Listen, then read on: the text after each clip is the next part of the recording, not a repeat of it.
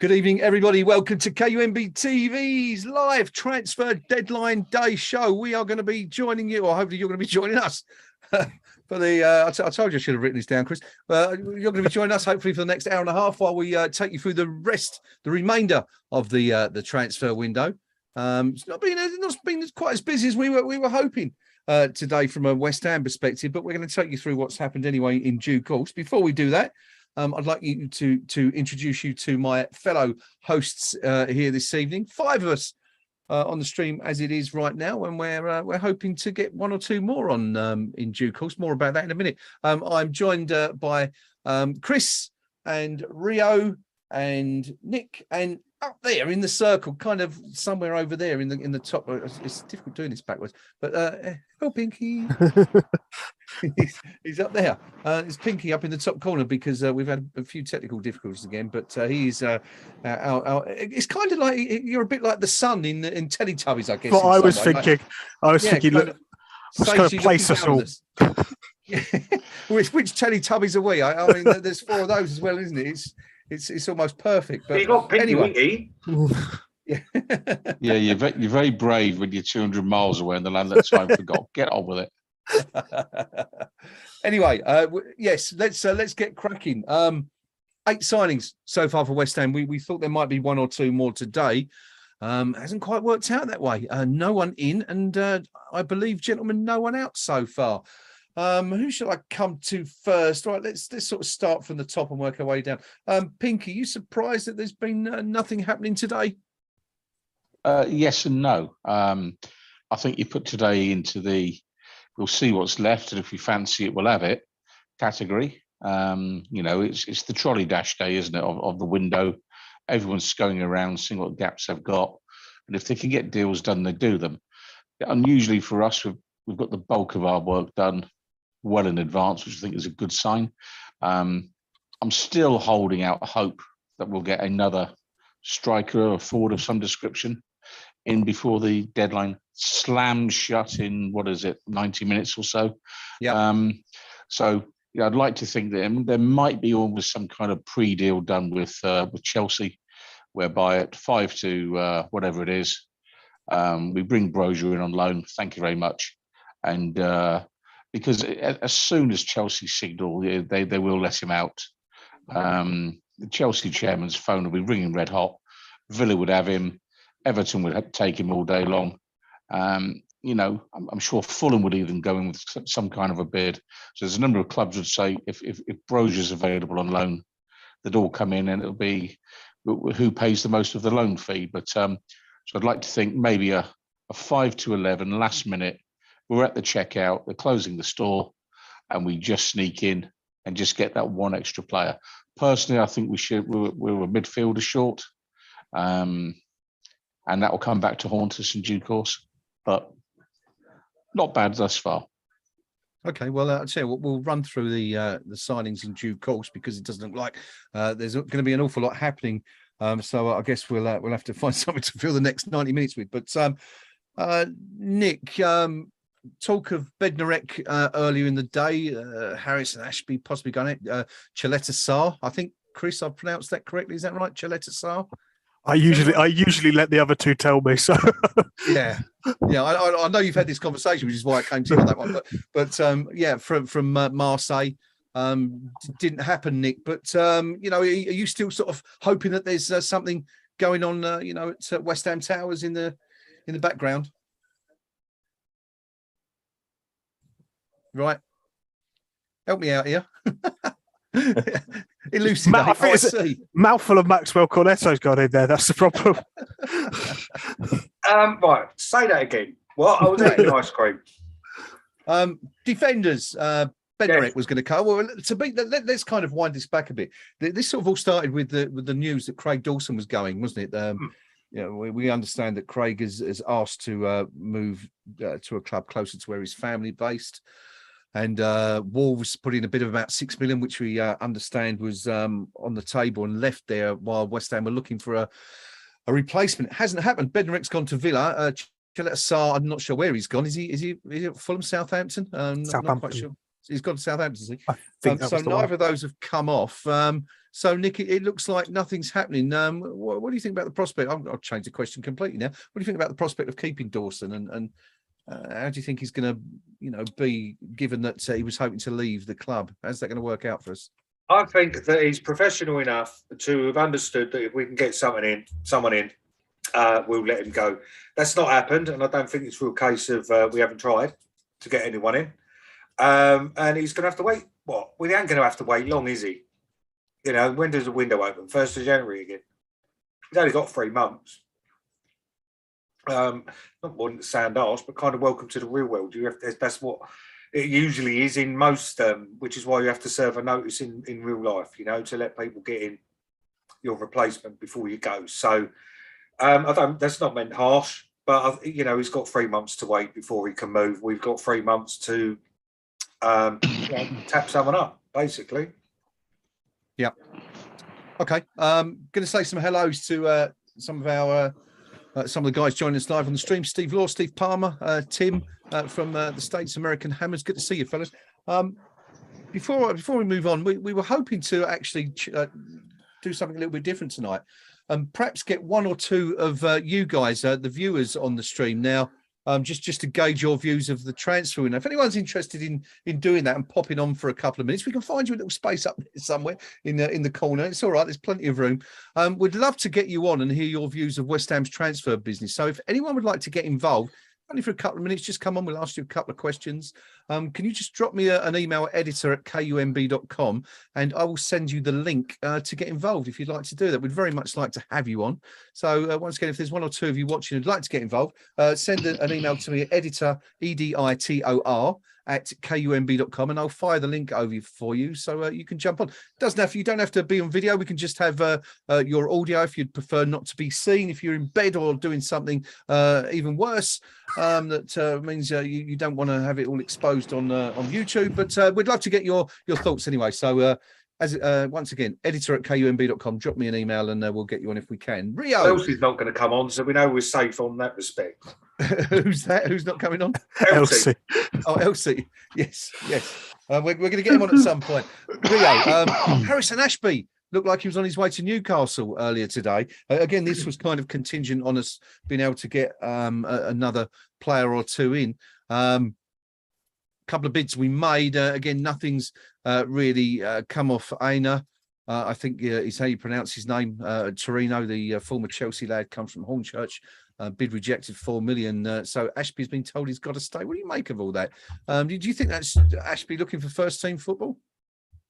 Yeah, I think it's part of the reason. And also in front of him at the moment, you've got a Czech international and Ben Johnson, who's highly rated by the coaching staff. So his pathway into the first team isn't going to be as smooth as he might have thought. I'd have been gutted to lose him, though, because I think out of the youngsters we've got, I think he's one of the brightest stars. And every time he's played in the first team so far, he's acquitting himself with absolute aplomb. Yeah. So I was very disappointed to hear the news that he's not signed a new contract yet and he's potentially looking to move on. But if he's staying put, with the amount of games we've got coming, it's going to be happening thick and fast. And he might get a lot more game time, keeping the first team picture and keep him interested in staying us for a bit longer. Yeah, it's. I mean, it's kind of been a bit of a window like that, hasn't it? Elise's gone to Sunderland. Totally forgotten his name. He's got the Leeds. Sonny Perkins. Sonny Perkins. Sonny Perkins. Thank you for the reminder. Couple of the better rated players from the academy. We've lost them, and of course Ashby would have been the third. What do you make of that, Chris? Is this just a consequence of West Ham now challenging for the top six, and whereas perhaps the players that may have been able to get a few more? Oh my goodness gracious! There's a cat in the screen. Is this now a case of the players that would otherwise have been able to get 10 minutes here or there, for a club that's maybe fighting 10th to 18th, not getting in the pitch now because the quality of players we're bringing in is just that much more superior? It's a little bit of that. I think, obviously the quality of player, and it's hard to get in. Also, I guess when you're trying to compete for 6th, 7th, maybe 5th in those kind of areas, more every kind of game matters more maybe in the way than if you're kind of 10th to 14th, where you look and you can probably sit comfortably. I would also guess that maybe the conversations they've had are giving the impression that they aren't going to be pushed hard or given the insurances they want. And as you've seen, I mean, Johnson, he got in and made his position, and kind of whether it was planned for him to have that impact so early or not, I don't know, but he forced his way in regardless. I never really stressed too much about these young players, because you feel like if we really wanted to keep them, they probably could be kept. And it's also the difficulty with the academy players is you don't know whether the better performers are getting by on something that actually coaches are looking at and thinking maybe that's a physical trait that won't matter so much if you're moving to, first team football and you're not going to dominate. It's tough because we've had a lot. I mean, Longello's gone on loan. I think Baptista's gone on loan, and there's talk about him not maybe progressing how they wanted. So maybe a few of them are also concerned that there isn't a pathway. But at the very least, you can see there's 2 young academy players in our first team squad at the moment who are making an impression. So I don't think we can be criticised too much in that respect. Yeah, it's a good point. I mean, I think the point has been made on the forum today that, it's still the case that if you're good enough, you're going to get the chance. It's just that the bar has been raised that much higher in recent seasons, right? Yeah, and it's a kind of a victims of success, I suppose. We just, Moyes will just be thinking those 10, 15-minute cameos, he maybe just can't take the risk. And he's got a bigger squad now, and actually there'll be players, say like Emerson or say like Cornet, he'll be thinking, actually, this is my first team career. If those 10 to 15 minutes are offer, I don't want to go to a younger player. Because if you've got those options that you need to compete on, a few fronts, then you have to give them time somewhere, and their time is probably where the young players would have got their opportunities before. Yeah. Okay, good stuff. Pinky, just carrying on the issue of the academy. It's always been core to West Ham. It's something we as supporters hold very close to our hearts. But is Chris right? Is this the way it's going to have to be now that we're going to have to kind of move away from that if we want to mix it up with the top 6? We don't have to. Let's be clear. This is the choice we are making. Sure. We are choosing that we're going to go with seasoned pros rather than bright prospects. Is that healthy for the long-term identity of our club? I don't think so. I think we should have an aspiration to always have in the match day squad at least one academy product every single game, rain or shine. And the argument of, well, only if they're good enough. No, for one place out of a match day squad of 15, 16, 17 players, there's enough room to put the best academy prospect on the bench every week and say, do you know what? If circumstances dictate, you might get a game this afternoon, young man. Yeah. And that's about a choice. I mean, if you look through the very best academies at European clubs, some of them have that as a stated aim. One of the Spanish clubs has got it there that says in black and white, we exist to provide one player to the matchday squad every game. And I think that's a reasonable target for us to have. I think they then get into a second debate, which is Harrison Ashby actually going to be good enough?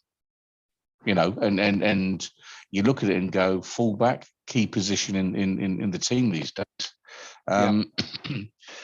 If his star was really going to shine, maybe we should have seen more from him thus far.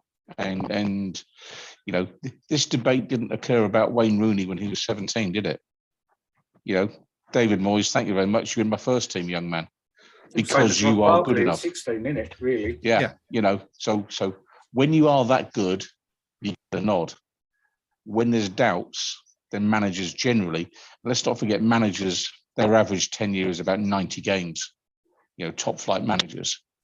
Yeah. So, people talk about spending 2, 3, 4 years to develop a youngster. The managers don't care because they don't last that long, generally speaking.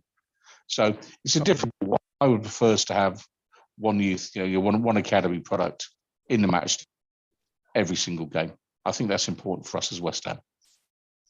I mean, you make the point there about having a player in every squad. I think, Manchester United, it's got to be said, have been fairly successful over years. And haven't they had an academy player in the squad for something ridiculous like every game for the last 50 years or something crazy like that? It's a ridiculous stat anyway, but it shows it can be done. I think that's the point that we're making. Bit of transfer news for you, just coming up as a flash. Southampton have signed Sam Edozie from Man City for £10 million. Nick, ever heard of Sam Edozie before? Is he related to Van Debbie? Well, he might be. I've never heard of him. So no, never heard of him, mate. No. Anyone can fill us in on Sam Edozie, what he can bring to the team? Chris, you look like you know. I've heard of him. I don't know if I could fill you in on what he might bring to their team, but especially with Southampton, I just assume Southampton probably know what they're doing when they buy these young players. They do it so often. You just, all right, then probably another one for the factory. They'll sell him for 40, 50 million. If not, he'll be in their team for 10 years. But he's one I've heard of, to be fair, out of the City Academy, and that's not always true. So I envy their model at times. I must admit, I like the way they sign young players. Yeah, they've got a decent history for it, haven't they? But of course, that can you imagine that being the case at West Ham when we bought these players in and we were selling them every 2 or 3 years? I mean, we had murders when I'm going back a few years now, but most of the guys here will remember when we sold Lampard, Ferdinand, Carrick, Defoe, Cole, and Johnson within the space of 2 or 3 years. It was almost murders that we'd let all these young players go, and that seems to be the model there. And I kind of worry. I do kind of worry with that sort of. You just don't go anywhere as a team. I think that's the problem with that. Yes, it's good for sustainability. It keeps you in the Premier League, but I'm not sure you actually build anything, or it's just you kind of just going through the motions to. And I'm not sure as a fan that there's really much to get excited about there, but. Yeah, I mean, it's obviously working for them. It's keeping them there. There's a few clubs that have done this. Brighton, of course, I guess, are the most obvious example of bringing players in cheap. Brentford, of course, did it for a couple of years, didn't they? In the Championship, haven't seemed to have sold so many players recently, but I guess it works for some clubs. I'm not sure whether I'd really like to see that at West Ham. But I think one of the problems we have is that we're fishing in the same pool as the likes of Arsenal, Chelsea, and Tottenham, and I get the rivalries that we've got in those teams. We can't. I don't think we can compete on a financial scale in attracting youngsters. I just don't think at the moment where we are as a club. I mean, we know our history and the Academy of Football and whatnot else, but obviously clubs like Tottenham, Chelsea, Arsenal are still a bigger draw. Since they bought in this thing a few years ago, when you can only attract youngsters from a certain radius of where you are, that means we're never going to find another Geordie in Michael Carrick, for example, unless we pay for their whole family to move down, which is something that Chelsea and Man City do. If they find players from out of their area, they think they're worth invested in, they will pay for their families and stuff to move closer to their academy, which is maybe something we ought to look at doing. But until the problem being there again is we're still fishing in the same pool as these big clubs, and I think that's one of the difficulties we've got. So, and you also remember that between Tony Cottee and Jermaine Defoe, we were pretty barren for people coming through the academy and actually making a career, weren't we? So, and one thing that we say, although we don't get them so much in the first team. I've said before on this channel that you can look down the lower leagues and we can still be very, very proud of our academy because we bring a lot of professional players in the game, give them their first run of the ladder. And if we find a Ben Johnson or a Declan Rice every 4 or 5 years, then I'd actually be happy with that, and we still get to give the youngsters their debuts.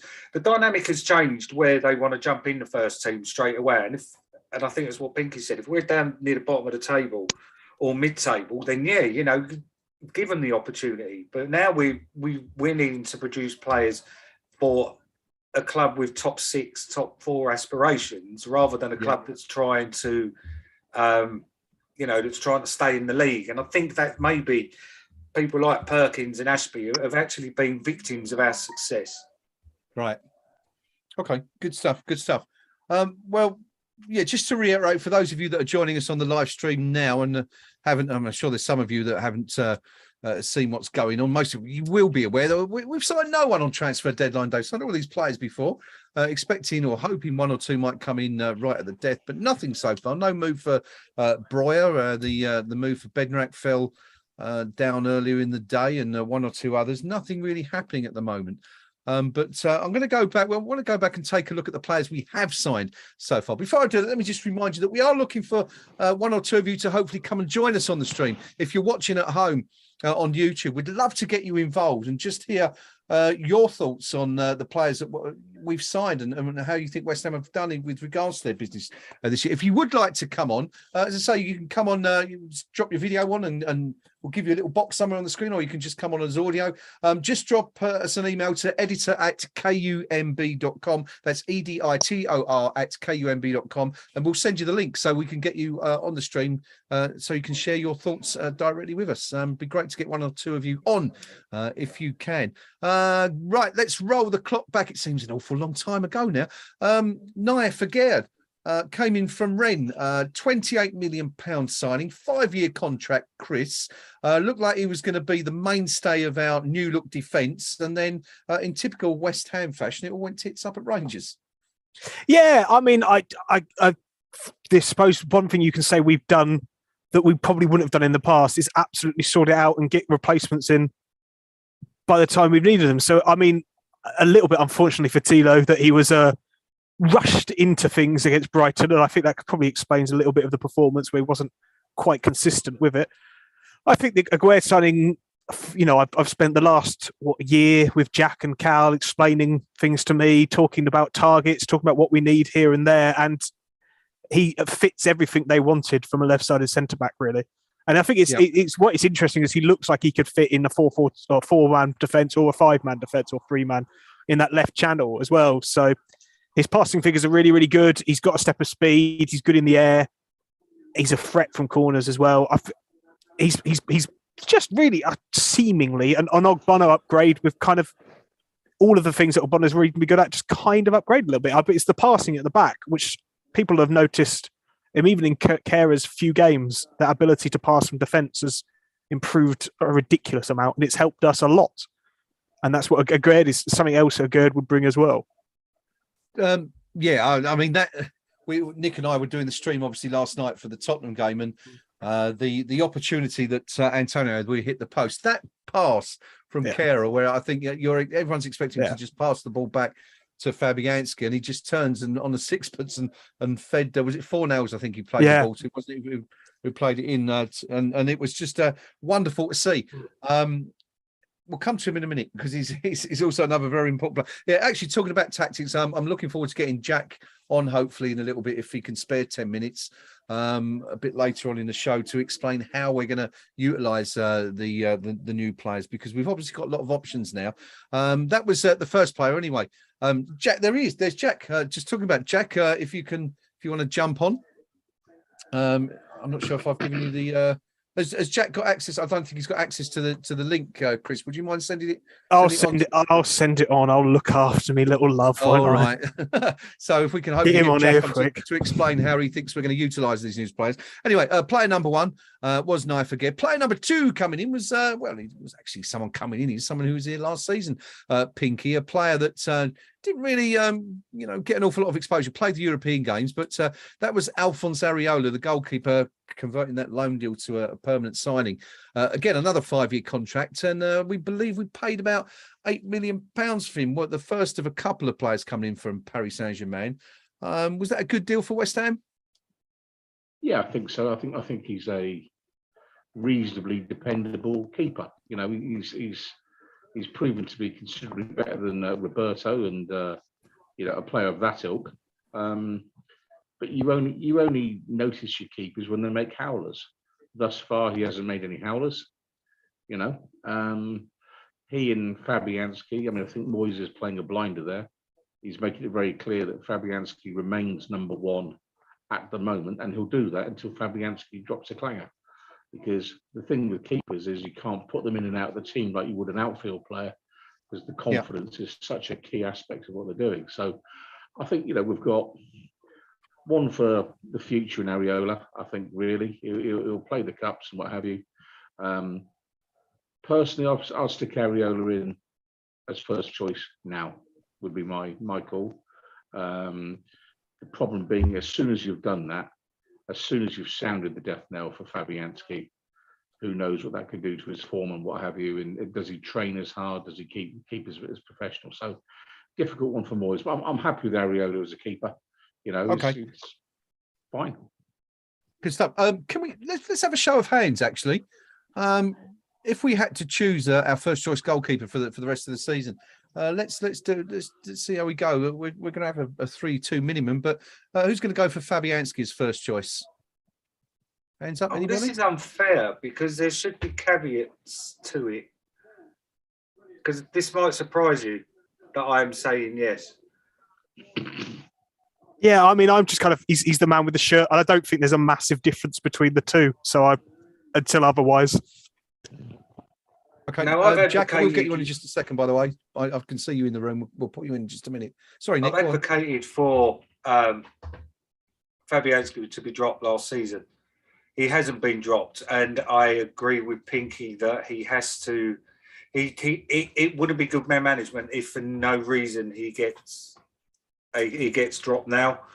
I think he would have lost his place last season if he'd got one of his regular little niggle injuries that he gets after he's kicked the ball. But he never got one. Pretty much like how we were quite lucky that Antonio didn't get injured last season. We were quite well. You know, we was all expecting it, Antonio and Fabianski to get injured, and it never happened. If Fabianski gets injured and Areola gets the shirt, I can see him keeping it from there on in. So for now, yes, keep Fabianski for all the reasons why Pinky said, but he'll get his chance. He will get his chance. Okay. Pinky, you and Rio didn't put your hand up there, so I presume you're advocating that Areola should be our first choice goalkeeper. Yeah, I mean, for my money, it's about this winning possession. I think Areola releases the ball considerably quicker to our outfield players than Fabianski does.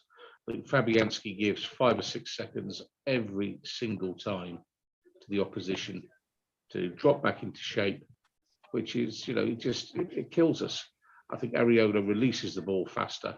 It gives us that little opportunity to tear up field while the opposition is still trying to reorganise. Okay, good stuff. Rio, Areola for you? Yeah, pretty much what Pinky said. In the style of football that West Ham are trying to play now, more on the counter-attack, more possession-based, hitting with pace, Areola's distribution is not only quicker, but it's more accurate. And also, he's more agile. I think we saw in the Seville game, that save he made. As good as Fabianski is, has he got the reflexes in those kind of situations? Yeah. Still a great keeper, Fabianski, but if we're looking to evolve the squad, I think Alphonse has got to step in sooner rather than later. Okay. Well, that's actually Jack, who's just joined us on the stream, has done a very opportune moment, Jack, because that's 2 for Fabianski and 2 for Alphonse Areola, which means I'm going to give you, there you are over there, the casting vote. Who would be your first choice keeper out of the 2 for the season? It's a difficult question to answer because I think it depends on the system and who else plays. But Alphonse Areola, I think mainly because that's where we're going. But as of right now, I can completely understand why Lucas Fabianski is the starting goalkeeper. Yeah. Okay, good stuff. Well, that's quite interesting because it just shows we're quite split here. So that's probably going to be the theme across the fan base, but as a whole. But yeah, interesting actually, because I think Jack's right. It looks like Areola is going to be clearly he's going to be the first choice going forward. But Fabianski definitely got something to offer yet, it would seem. Jack, good to see you on the stream. Anyway, I should introduce you. You've been working hard over at Analytics United, putting out loads and loads of content in recent weeks. I'm going to give you a little opportunity to give that a plug before we carry on any further. Please fire away. Oh, thank you. Analytics United is a brand new platform site that Cal and I have set up. Cal and I obviously have done the KUMB podcast with Chris for the last year or so, and we've set up our own platform for non-top 6 Premier League clubs and analysis of those teams. Obviously, we're focused on West Ham, but there are a bunch of other guys who are great analysts doing stuff for other clubs. And yeah, so for West Ham specifically, you get a match review, 1 in 4 free, the other 3 paid on the membership, which is £4 a month, so just over £1 a match for each match review. And then on top of that, you get podcasts where I try and speak to the analyst for, one of the top analysts for the other team. We had Alex on just today, actually, who's a great Lyon analyst, talking about Emerson, Cornet and Paqueta, because obviously all 3 played for Lyon. So yeah, just lots of kind of very data-driven, tactics-driven West Ham content. Good stuff. There you go. The website is at analyticsunited.co.uk. There you go. So you know where to go and get involved. Jump on some fantastic content being put out at the moment by the guys. Of course, they're still doing the KUMB podcast, which is great. So you can still get your regular feel of that with Chris, of course. And when's the next one? You did one last week, didn't you? So when's the next one due out? In case people are wondering. When should we do it, Chris? 2-3 weeks. 2-3 weeks. Sounds about right, doesn't it? I think probably we'll do it. It'll probably be out this time. Well, we'll probably be recording this time next week. Okay. So it'll probably be early the week after that. Will be the next one. There you go. Brand new KUMB podcast on its way soon. For your delectation. And we're going to move back to the transfer window. Just again, for those of you joining us, perhaps some of you tuning in, there is just over 1 hour to go. There is a game also in the Premier League tonight. I think it's just finished. Just finished. Manchester United winning 1-0. Jordan Sancho scoring the only goal of the game. Leicester in deep trouble. They've made a couple of signings today. Whether or not it will be too late remains to be seen, but Manchester United seem to be picking up a little bit anyway. Where were we with signings, Pinky? How far did we get? We got to, okay, so we did Aguerd. Chris, you did Aguerd, didn't you? Pinky did Areola, so I'm going to come over to Rio for signing number 3. Flynn Downs, big West Ham supporter. One of, David Moyes talks a lot about the Red Bull model, which is, generally revolves around bringing in young talent from smaller clubs and trying to integrate them into the squad. This is a really good example, I think. Can he do it, though? Has he got the necessary quality? Well, he's not been given a real chance to prove himself yet. And his somewhat sporadic appearances from the bench seem to suggest that maybe the faith isn't there. And it may have been more circumstantial rather than more as directing the actual move. Okay. You hope that for the lad that he's like, as a West Ham fan, very passionate about the club. But the way he talks about us, he does come good. But at the moment, he's got very little game time, right? And you would have thought with the European games where you're trying to protect a couple of the players, particularly Thomas Souček, very hard couple of years for him. You would have thought against Viborg that Finn Downs might have featured a bit more, but it's not come to fruition yet. But it's early days. Let's hope he's proved himself on the training ground. When he does get an opportunity, he takes it with both hands because the desire's there. What I've seen of him in his Swansea days, the ability's there. He looks very much the kind of player we need. Very combative in midfield. Very tidy on the ball, uses it rather well. What I have seen of him, and it's a bit of a shock that he hasn't really, grasped an opportunity yet.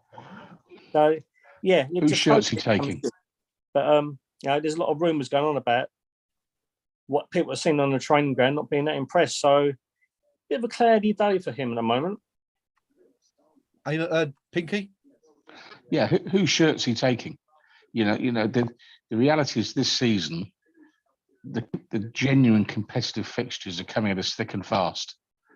Yeah. And however much we say we need a stronger, deeper squad, well, great, we've got it. But David Moyes is still going to pick most weeks his 11 best players to win a given game. I think you might see the likes of Downs if we win, say, 4 of the games in the Europa on the spin, and are guaranteed to top the group. You might see him then. You might see him in the League Cup, but you're not going to see him in the Premier League anytime soon unless the run of injuries. Because whose shirt can he take? Is he better than Souček? Is he better than Rice? Yeah. Is he better than Paqueta? But I guess the thing is we've got. I mean, he's effectively replacing. I don't know. Is he replacing Noble or is he replacing Alex Kroll? I guess you'd have to say the latter, wouldn't you? Really, maybe a bit of both. But he does give us that option anyway. If there is a kind of injury crisis, at least we've got someone there. But although it does look as if David Moyes has got as much faith in him at the moment as he had in Alex Kroll last season. But anyway, we'll watch this space and see what happens. Let's move on to the next signing number 4. The first big one. This is the one where we showed a little bit of intent. We were kind of meandering along for a few weeks, weren't we? There was a lot of discontent on the KUMB forum. People, not too happy about the way the transfer business was going, looking at Nottingham Forest signing all these players and asking why we couldn't do the same. And then we whacked out a nice 35.5 million wedge for an Italian international striker, Gianluca Scamacca, 5-year contract coming from Sassuolo last month, wasn't it? I think it was. Jack, I'm coming to you on this one. How good is Scamacca? How good is he? Can he be for West Ham? And is there any danger that he could be another Sebastian Haller? Have we got the system to incorporate him correctly? He's very good. To answer the first question, I think it's it's a shock to us, certainly me and Kyle, that we were even in the market for Scamacca. He seems sort of above what we would be able to achieve, mainly because he's just someone who's been talked about a lot for the last couple of years as a real top under 23 striker, and therefore you were kind of looking at maybe some of the biggest clubs going from. It wasn't a surprise to see that PSG were keenly interested in him. I think in terms of how good he can be for us, I think that entirely depends on how ready we are to integrate and incorporate him and be able to enable him. As of right now, and the way we've played at the start of the season hasn't exactly suited him perfectly, because we've been a little bit more low block counter focused, and the sort of provision of chaos that you get with Mikel Antonio at the top end of the pitch is slightly more beneficial to someone who's going to maybe allow you to develop a little bit more control. But frankly, we haven't really looked like we've wanted all that much control of games via possession so far this season.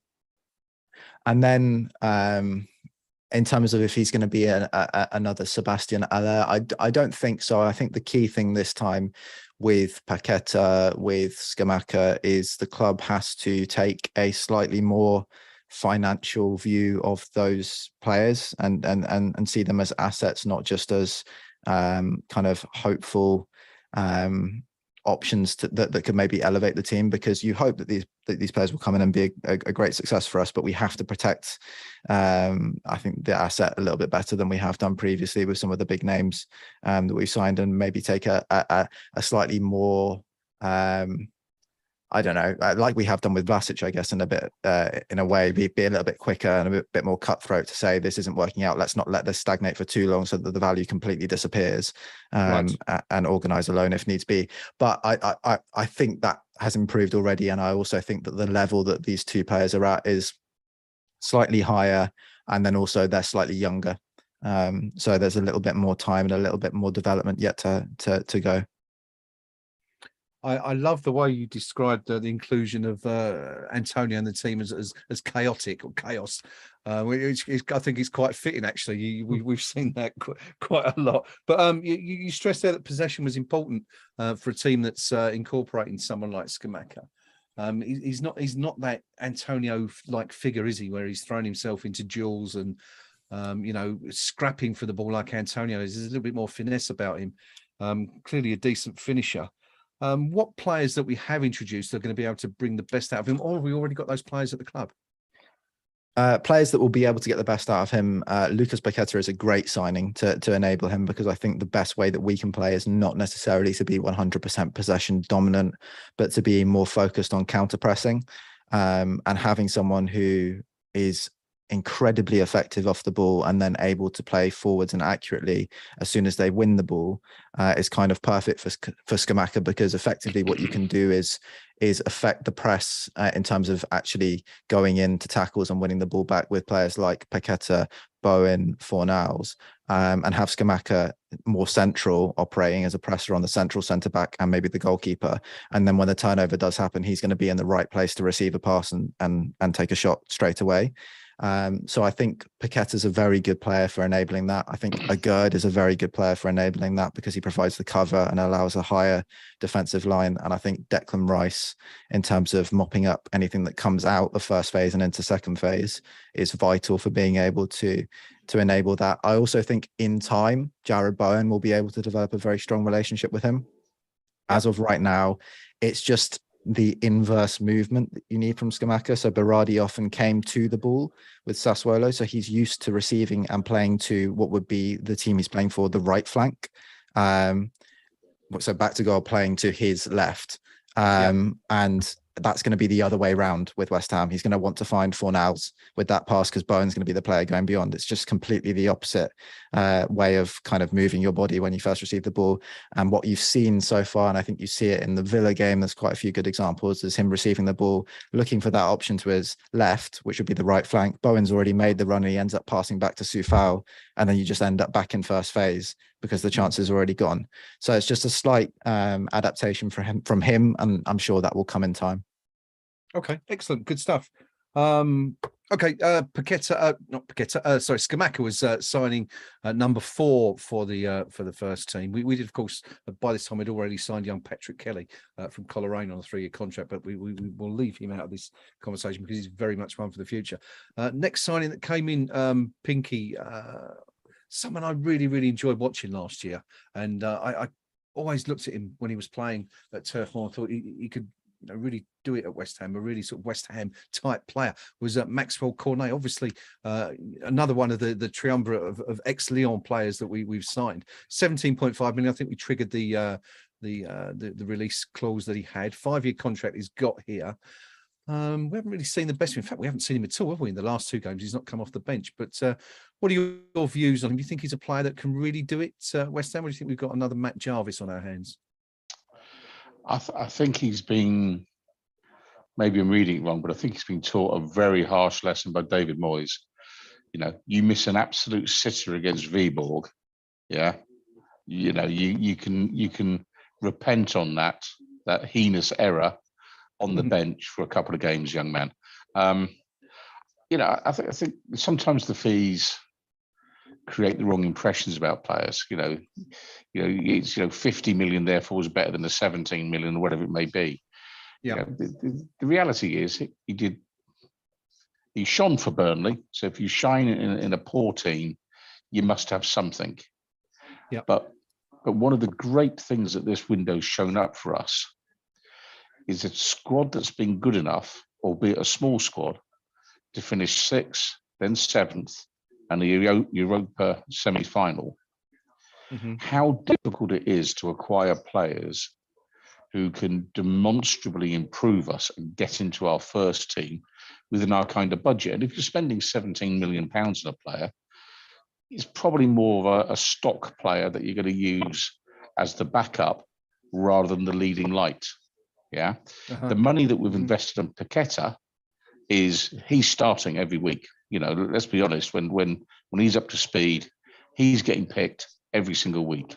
Whereas Cornet is the type of player, he may play, he may not, he may be a bench option, but he's a pair of legs that is dependable without actually dominating the game for anything they may do. So I think a good addition, but a stock player rather than a superstar. Okay, good stuff. Maxwell Cornet signing number 1, 2, 3. Where are we? Number 5 of 8 so far. Just looking at the transfer window with 51 minutes, 42 seconds left before the window slams shut tonight. West Ham doesn't look like we're going to make any more signings. Nothing happening with Breuer. it seems, who was obviously the player that everyone thought they was going to get a sniff at in the last 48 hours of the winter. It hasn't happened, even though it looks like Aubameyang's on his way to Chelsea. I think that's been confirmed, I believe, in the last half hour. Just a couple of other links coming up that I've just seen flash across the screen. Bournemouth looking at Southampton's Nathan Redmond, which is interesting.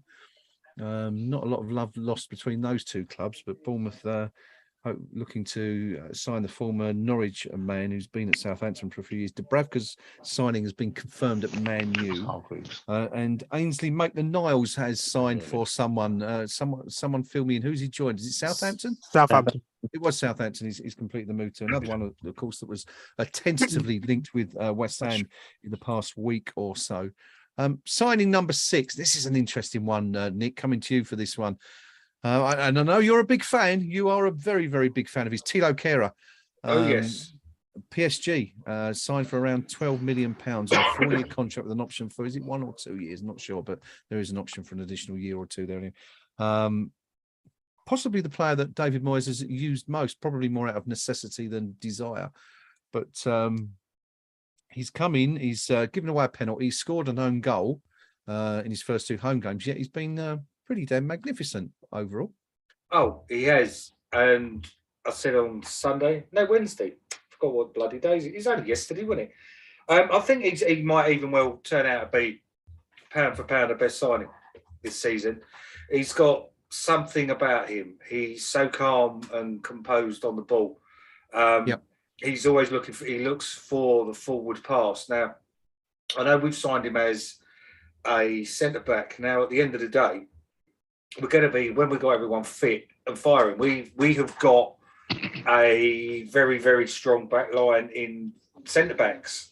We've got obviously Dawson staying, we've got Zuma, we're going to have Aged, we've got Kehrer, we've got Zuma.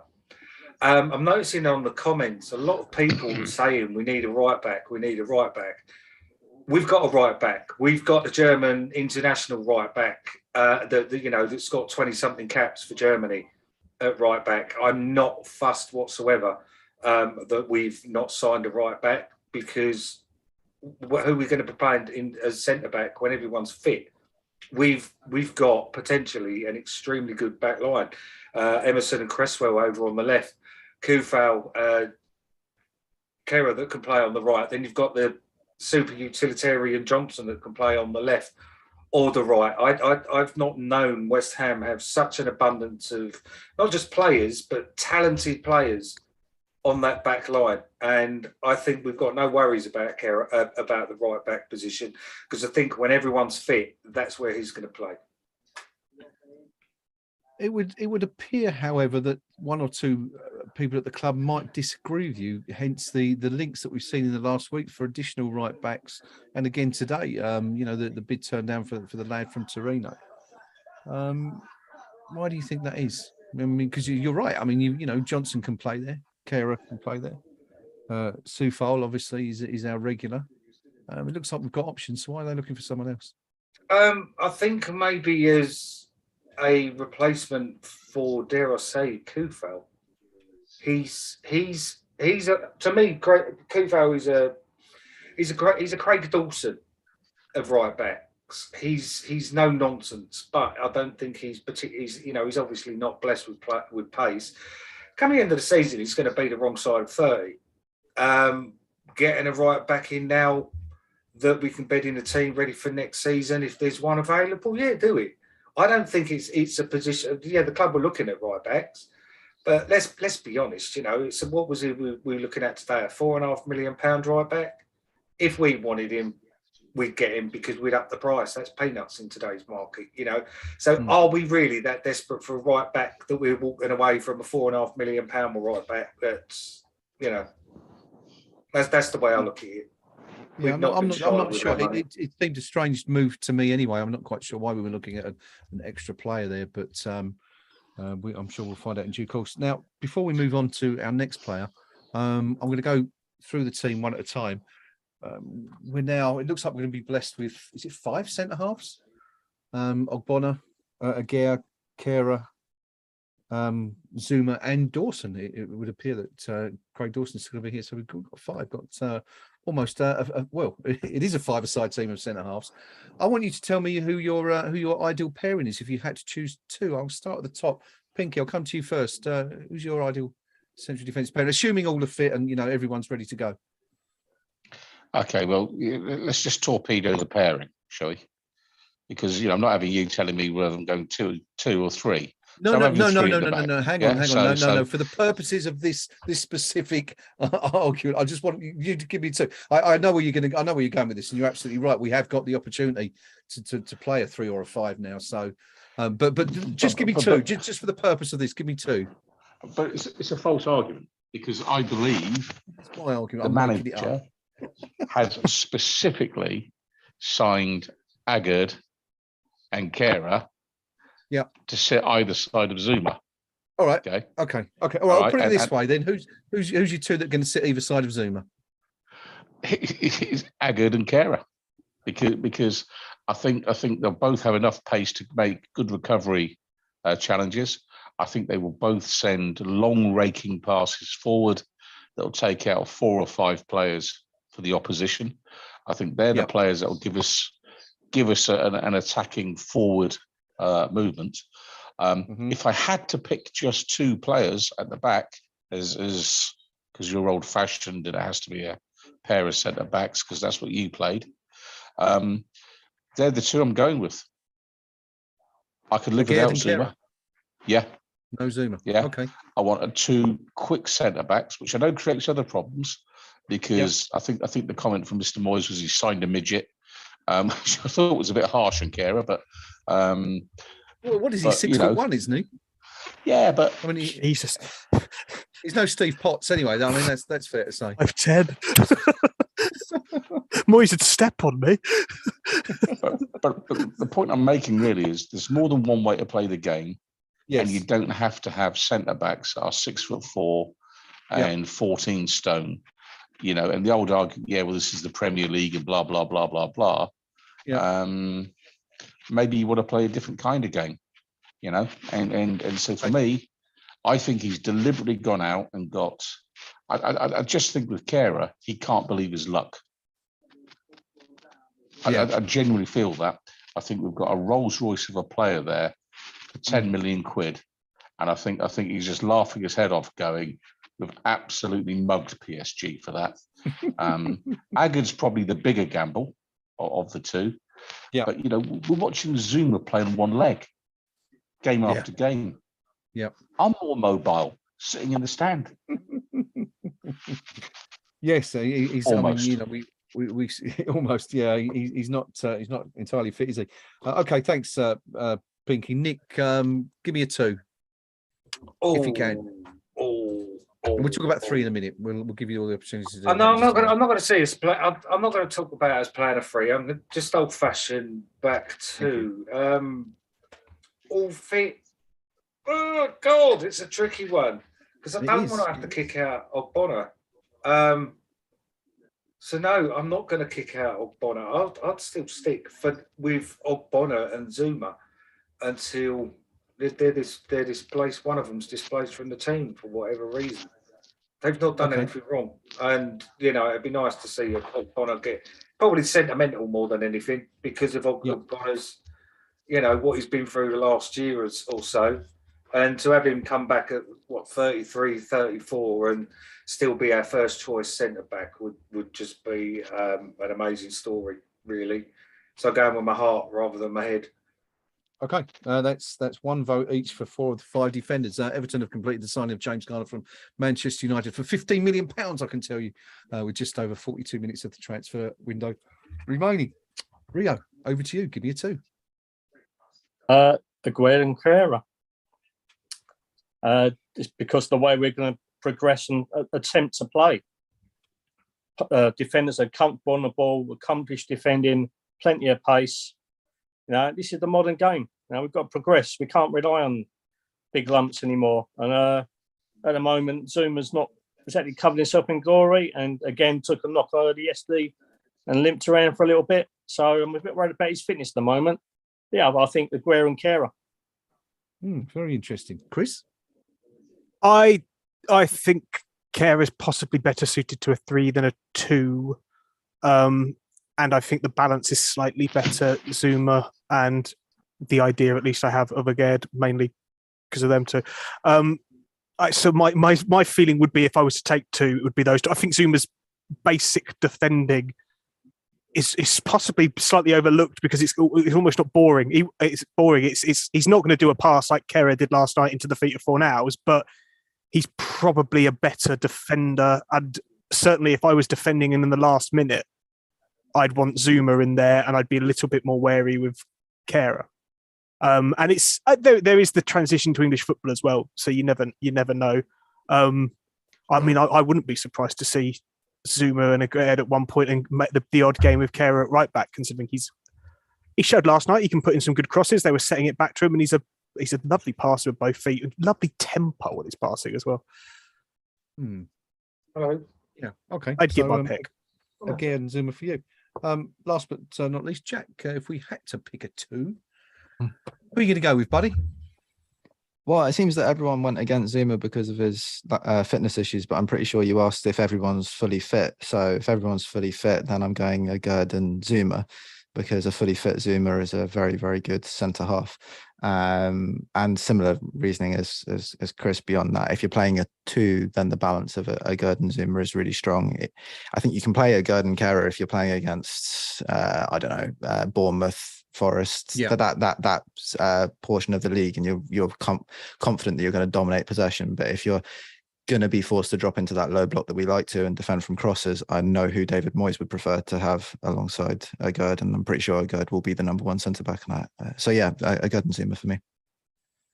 Okay, just totting up the results here. Thank you, Jack. We've got no votes for Craig Dawson. Have a word with yourselves. Only 1 vote for Angelo Bonner, 2 for Kerr, but it would seem the panel's centre-back pairing of choice would indeed be Agard and Zuma. Classic left-right combination. One very good pass to the body. I mean, it's almost like the perfect combination, isn't it? It's one big strong defender with someone, another one who is much better with the ball.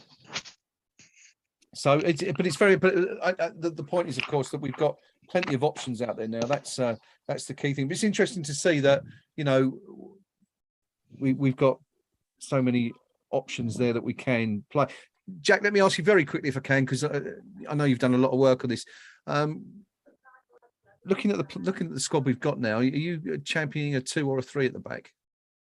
I think it entirely depends on the opposition, and I think I think where you saw last season, we played a back 3 quite a lot to match up teams that also use that system, and didn't necessarily do very well, other than Wolves was the one game I thought it worked really well in.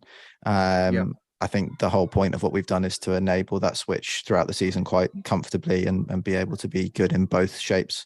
I don't necessarily think there'll be one shape that we stick to for the whole season. I think you'll see both used at different points.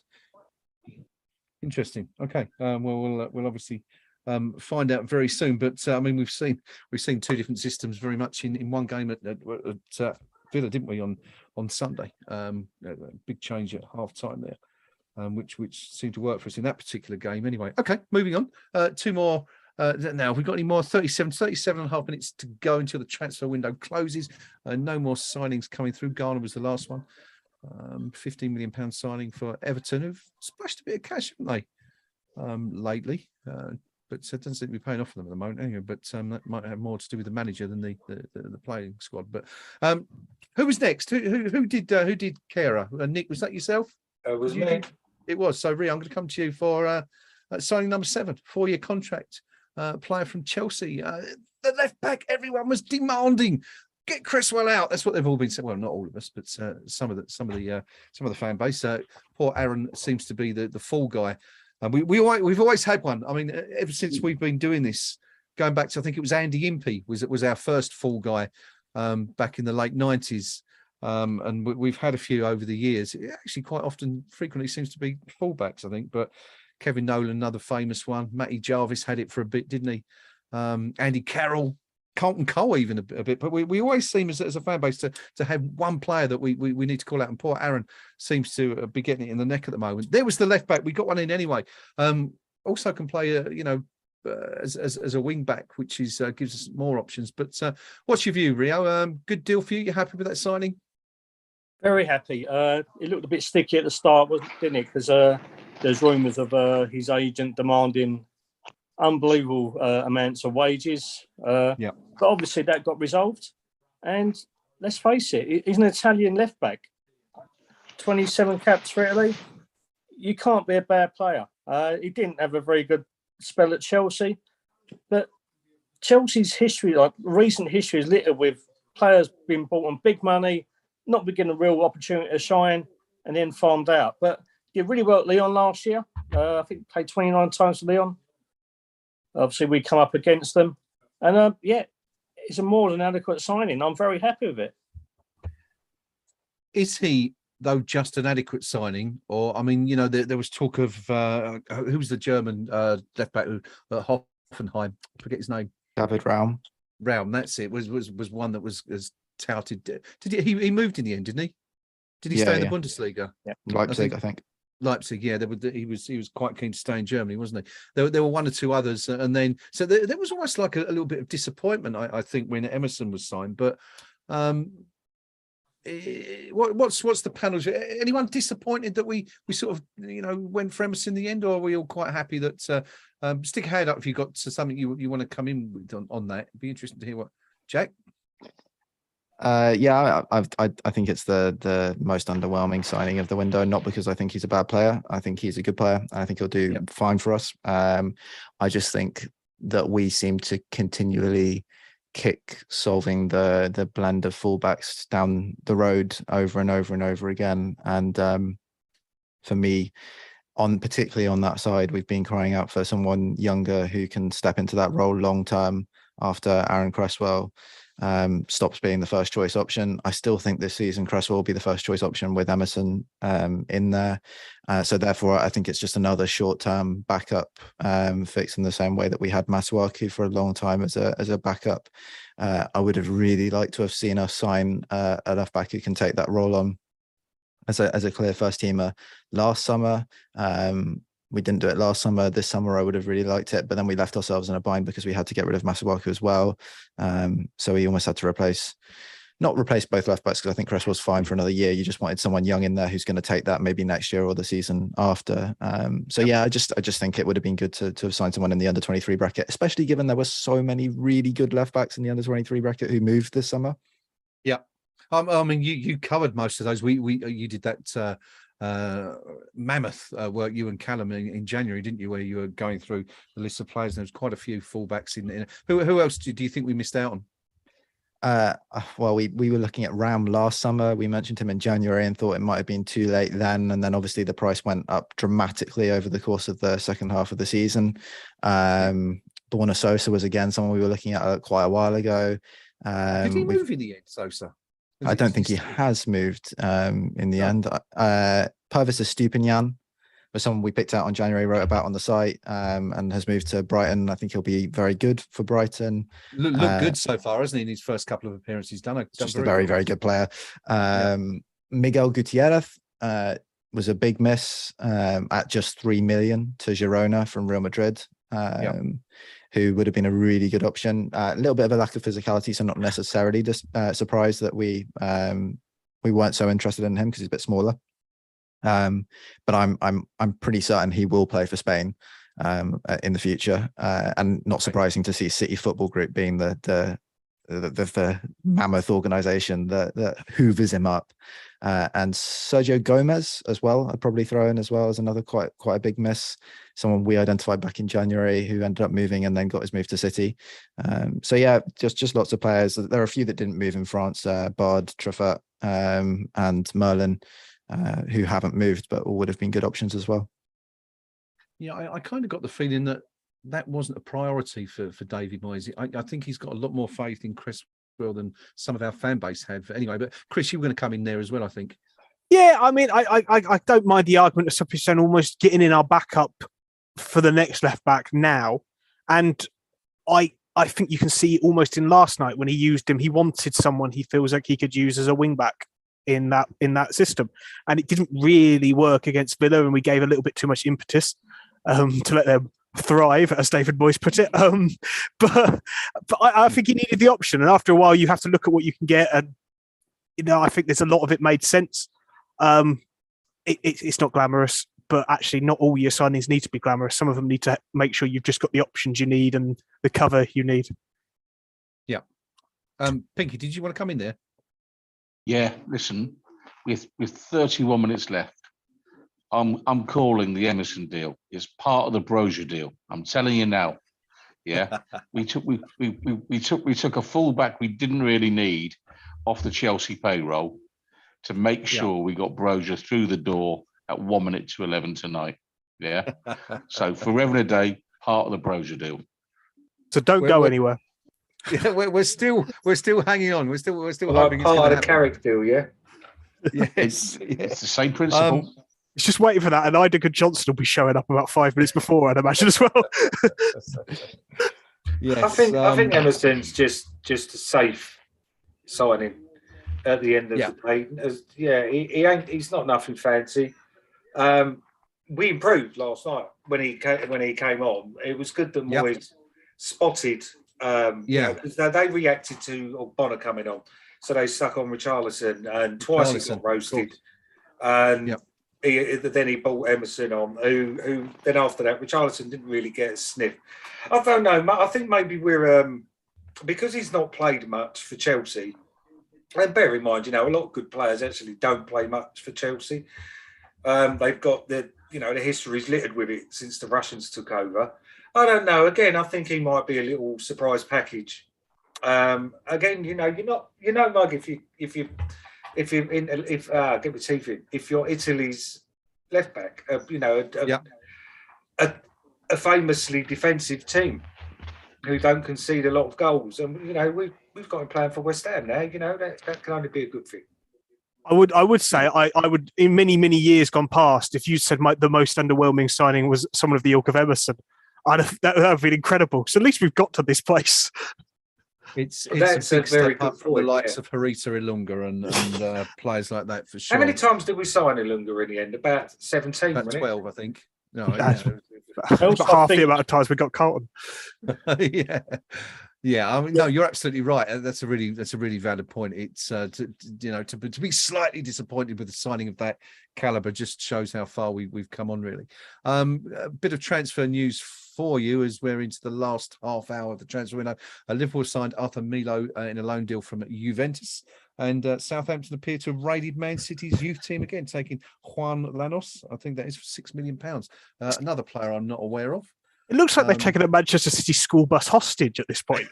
Yeah, it's beginning to look a bit like that, isn't it? Yeah, they're sort of going for it a bit. Southampton with some of the youngsters. Did Bednarek complete that move to Villa?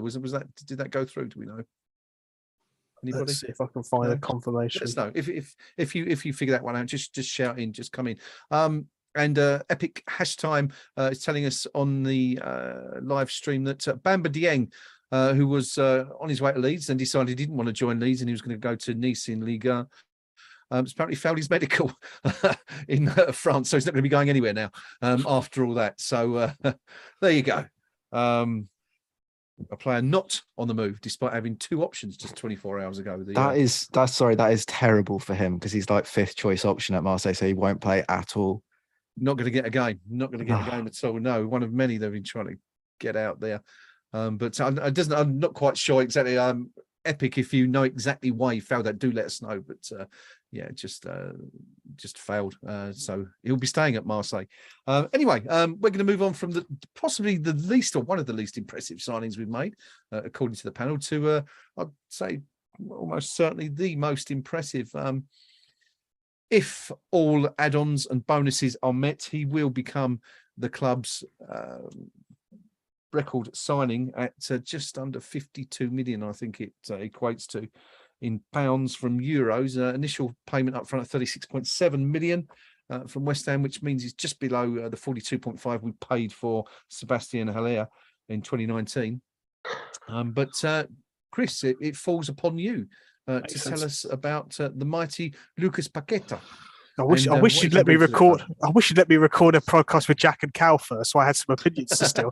I mean, I'm not as excited as the bloke who grabbed me as we were walking through the barriers and stuff last night and told me that he was welling tell up. everyone about this, because this made me chuckle. I had a weird night with people who just wanted to talk to me, but yeah, he said, he got the ball, mate, and he's sniffing. I thought you had a night, and I'll tell you, mate, I was welling up with his first few touches. It was just so emotional for me. I said, I think you've gone a little bit early, mate, to be welling up as a 20-minute cameo. But yeah, I mean, he's of an ilk that even if we were looking to make those kind of next step signings, I think that was probably a step beyond the next step that I was expecting us to make. If I've not overused the word step there too many times to make any sense. It was kind of funny, Chris, wasn't it? Because we were told no more than 3 or 4 weeks prior to this that if West Ham were interested in him, he wasn't going to move to West Ham anyway. There was that rumour that came out, and everyone was kind of, well, we haven't actually expressed an interest as far as we're aware. Clearly something had been going on in the background that we weren't party to, though. Yes, I suspect that probably had come from a reason, whether that was agents playing games or the club playing games. I guess the only thing I could say, if you want to know the pedigree of the player, is whether it's true or not, it's certainly believable that Liverpool had looked to come in late for him. I think that would be believable. And I'm not a massive fan of Arthur Melo that they've done today, but it's deadline day. But generally, Liverpool's recruitment is pretty smart. Mm-hmm. And they will take players and make them better as well. So they obviously didn't think that he was at a ceiling at whatever he was doing. They obviously thought they could make him better at well if they were prepared to even meet the money we were spending. So, yeah, I mean, he's kind of got a bit of everything as far as I can tell. He's got the flair, but actually, as you saw last night when he got a little bit annoyed, he's quite happy to kind of muck down and get a bit of physical as well. And that'll win him plaudits. That's going to win over the old West Ham faithful, as I think you put it in a cliched way. He'll be popular. That's certainly my feeling. Well, he's definitely got a yellow card in him, isn't he? I mean, we saw one last night, but he's had a couple of reds before, I think, at Milan and also at Lyon. There seems to be a bit of that, but we like a bit of that petulance, don't we? It's sort of like that kind of almost Di Canio-esque bit of unpredictability. Yeah, I think that would have got a big cheer last night. I mean, I certainly laughed. So, I mean, I'm not going to be able to maybe give you the tactical insight that French football addict Jack over here might, but I mean, if he's going to go around and knock some people down every few games when he's annoyed, at least I'll be quite happy. I'm a simple man. Good stuff. Jack, I'm going to bring you in on this one because I also know you had a little bit of insight on the 3 Lyon signs, or 3 former Lyon players on the podcast. You were speaking to a Lyon fan or a commentator who's well versed on what the triumvirate of former Ligue 1 players can bring to us. Tell us what he was saying about Paqueta and what we can look forward to seeing. Yeah, I spoke to Alex Collins today about this, and just seemed the perfect guy to get on, given we signed 3 players who were previously at Lyon. And Paqueta, I think if you were to break down his main strengths, a lot of them come off the ball. He's really, really active off the ball. I think that's partly why it would be such an obvious option for Liverpool. I actually wonder if the only reason Liverpool haven't gone there is because they might like to go for Jude Bellingham when he becomes available at a slightly lower price. I think if Bellingham wasn't there, I think Paqueta probably would be that sort of premium option that they'd be going for the long-term Naby Keita replacement, because that hasn't really quite worked out in the way that Liverpool would have hoped it would. So very strong off ball, very good presser, very good as an 8 in a 4-3-3, basically on the right side in that role for where it would play theoretically in Liverpool's system. I think he could play a similar role for us if we choose to play a little bit more engaged as a pressing unit. And then it's his ability to sort of take 2 or 3 touches, draw a player in, and then play through to a teammate. And sometimes that can be really advantageous. We've seen with Fornals likes to play it with first time, which can be great, but also it's very good to have someone who can draw a few players towards them first before releasing the pass, and that's one of his strengths. And then on top of that, you get someone who can hit the box late and score goals. So he's got a real nice blend of attributes for a number 10 or offensive number 8. Yeah, versatile. I mean, that again, and I think that's been for me the key tenet of the whole transfer window is versatility. We know Kera can play in multiple positions, you know, and so on and so forth. It's something that David Moyes looks. This was a big issue last year. You know, how often were we looking at the bench in European games, Premier League games, and you were like, well, we've got Nico Vlasic and Manuel Lanzini and Mark Noble, and that was it. That's not a problem anymore, is it? No, precisely. There's a lot of tactical versatility there now. I think the fact that we can have multiple formational approaches and players that will be best enabled in those different approaches is brilliant for us going forward, and certainly stops us from being pinned as a very one-dimensional team that everyone knows how to set up against. It allows us to shift things around and be a little bit more unpredictable, which is super useful, because I think you've seen over the course, particularly of the second half of last season, teams really working out how we play and countering that very effectively. So that multi-dimensionality in terms of tactics will be very useful, and sort of like you said with the players that we had previously, other than really the option to bring in someone like Lanzini or Noble deeper in midfield who could control a little bit better, it was generally players who did what we already had but not as good as the players that were in the first team, and now there's completely different options to look to on the bench. Yeah, it's going to be an interesting season. Finally get the chance to see what David Moyes can do, but Pinky, this brings me back to something you were saying when we were having a little conversation off air. I think it was yesterday. You were saying that you know, Moyes has got to perform now. There's no excuses. He can't point to the bench and say, "Look, I've only got two 18-year-olds there and a 34-year-old Mark Noble." He's got to show us what he can do now. He's been given the squad, and you know, it's all about him now. He's got to work with what he's got. He's got all the tools at his disposal, basically. Yeah, well, he's got more tools at his disposal, and he's got better tools at his disposal than he had a year ago.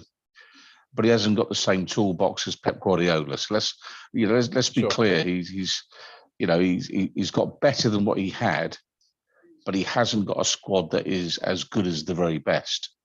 Yeah, undeniably, anyone that spends 150 million pounds of West Ham United's money as a manager is going to put themselves right in the crosshairs, because supporters have more expectations. The chairman has more expectations. The players should have more expectations. Yeah. And I'm sure the manager does as well.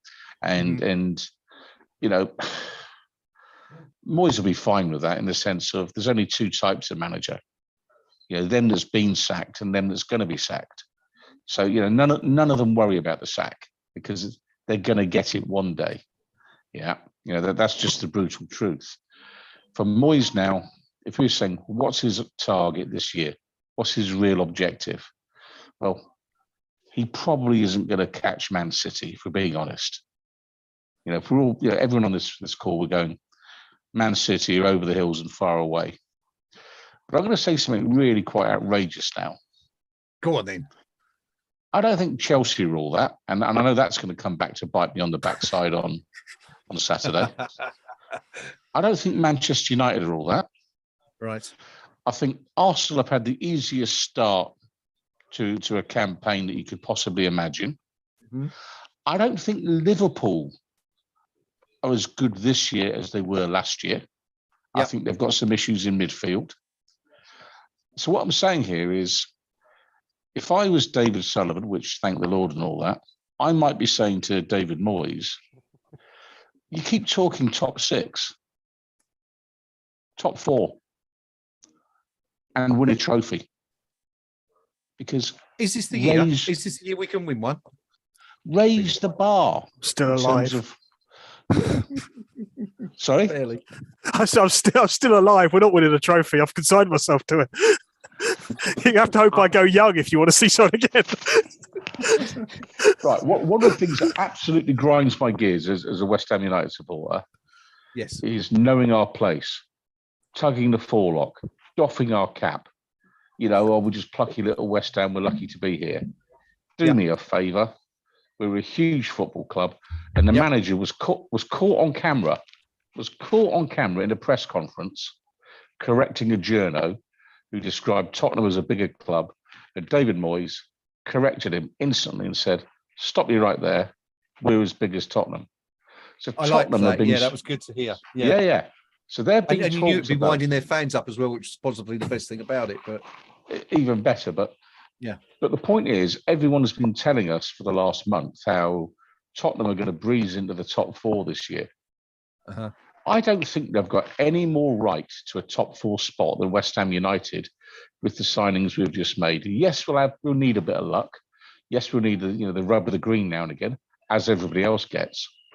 But I really feel we need to be looking at that top 4. I think 6 is a nothing target. Let's be honest. We did 6 when we spent £4.10. Yes, we did. Well, yeah, we've already been there, done that. That's interesting.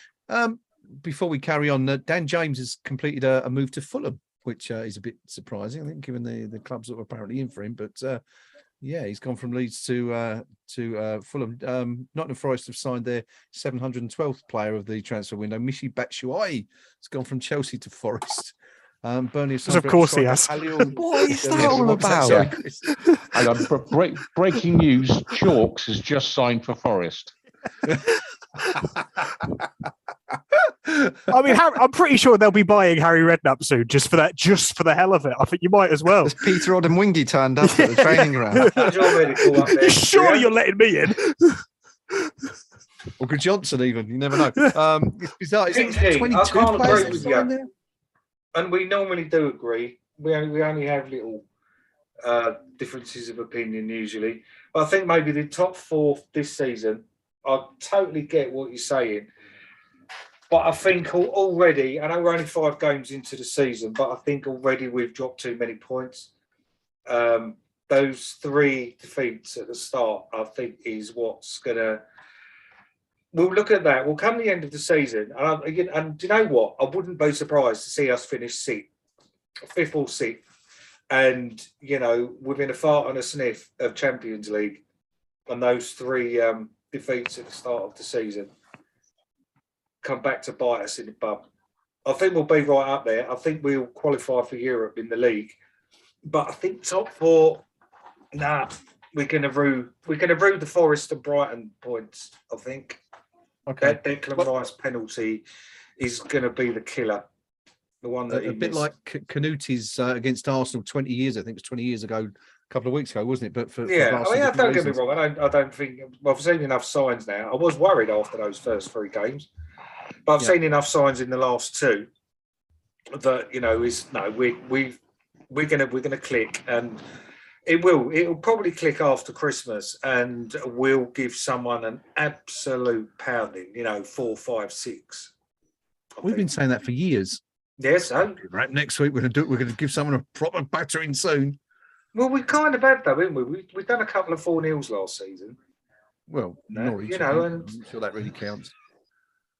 All right. Oh, we did Leicester as well, didn't we? We did Leicester early on. We put 4 past Leicester, didn't we? We did. Yeah, we did. It was the other end, wasn't it? We were conceding a lot last season, and no, I'd make you right, and maybe next year. Though again, because now we've had a revolution this year. Next season we're just going to need a little bit of evolution. Yeah. So I think next year. Okay. Rodgers, actually, do you know I've got this question on my list here. Copious notes. I was going to ask you, where do you think we can finish this season? And we've kind of got into that already. So I'm going to go across the rest of the panel and ask you guys.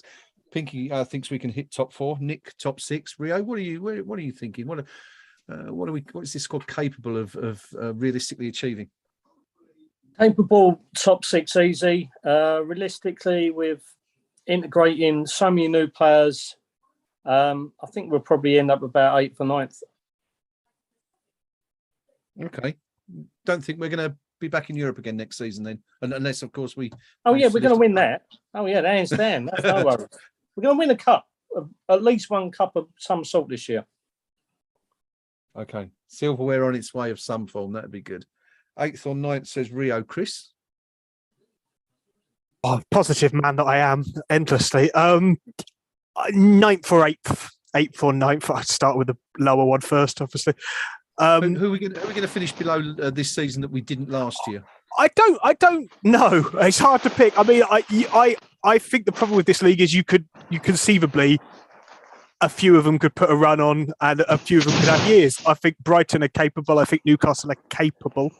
I think we're better than both, but it doesn't always matter, really. I guess there is luck. I don't agree with the whole saying that the table doesn't lie. I think it continuously lies because you miss out on the fixtures that were compact together that were more difficult, or fixtures that came during injury bits, etc., luck and all that.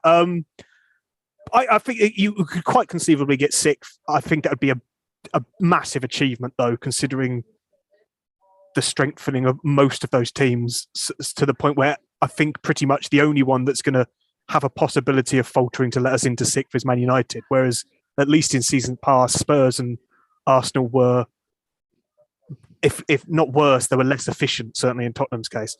But yeah, I mean, 7th, 8th or 9th would be my guess.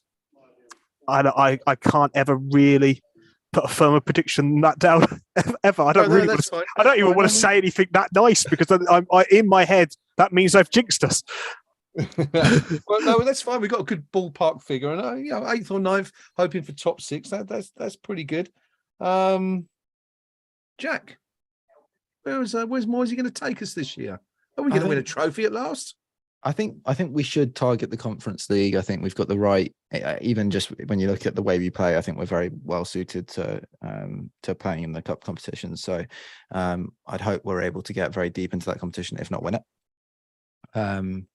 And I'd hope that we have a decent run in one of the domestic cups as well. I think it's a difficult one this year because of the amount of new faces coming in, but actually maybe more so because of the tactical developments. It's a team that's played quite a machinated style of football for quite a long time now, and you're going to break that up and change it in different ways this season. That could either go really well or it could have lots of teething problems. I think it's possible to finish up to top 4.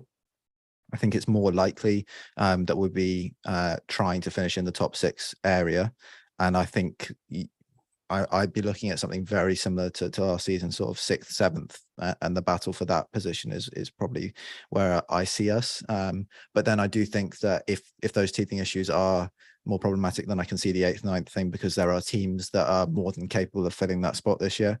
Newcastle look much stronger, and Brighton look very, very good as well. So I think there are 2 teams there that are more than capable of pushing into that group.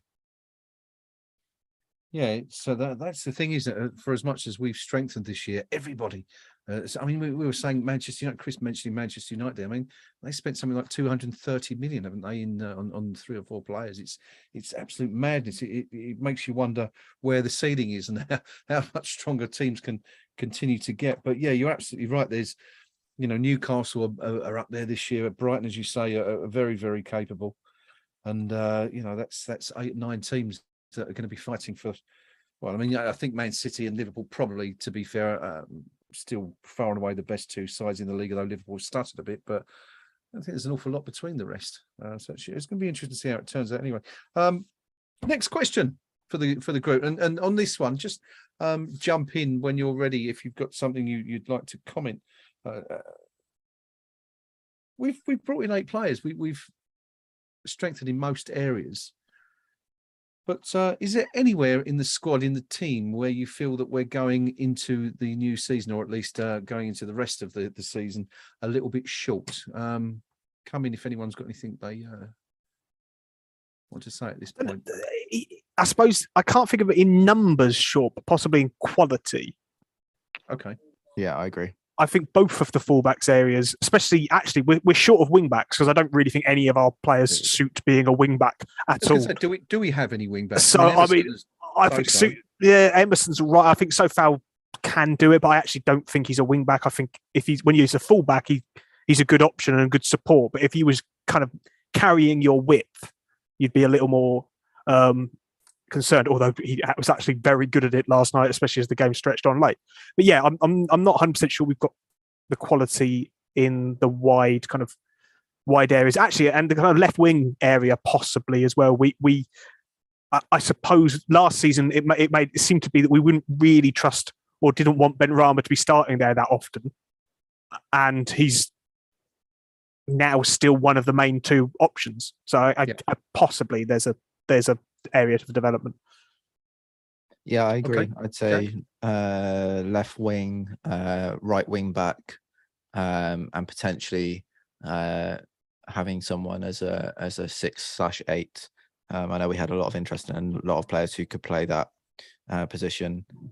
So those three, I think, right wing back being the only one where we really don't necessarily have anyone who I'm super confident in being great in that role. The other two positions, I think we've got players, but we could maybe have developed the quality in those positions. But I understand that they were at the bottom of the list at the end of the day, and we had so much else to do.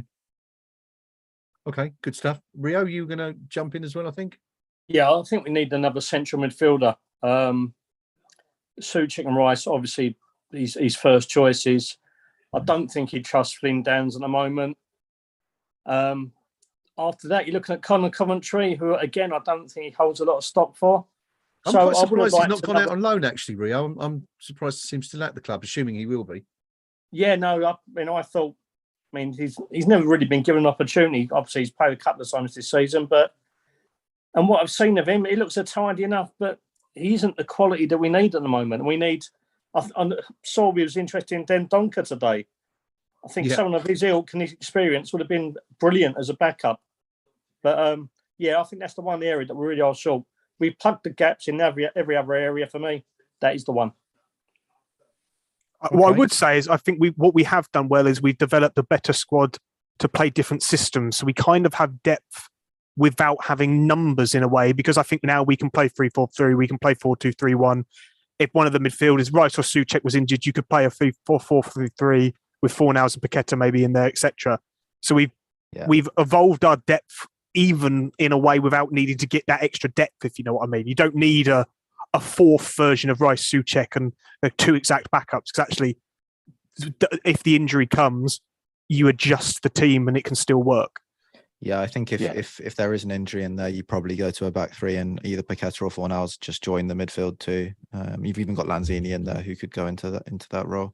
I think we've got the numbers of players. We've got the legs, in the sense of if someone keels over, whether there is somebody to come in.